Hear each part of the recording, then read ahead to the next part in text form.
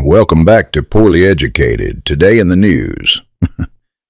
Trump paused Project Freedom because apparently foreign policy now works like pausing a microwave burrito, except the burrito is the Strait of Hormuz and everybody's gas bill is on fire.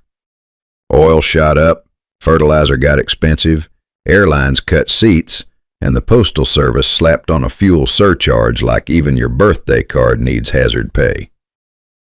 Then markets cheered because crude dipped under $100, which is Wall Street saying, well, the house is still burning, but the curtains survived. Meanwhile, Trump is threatening Iran, fighting Europe, beefing with the Pope, and purging Indiana Republicans like a county fair dunk tank run by vengeance. America is just trying to buy eggs without needing a defense budget.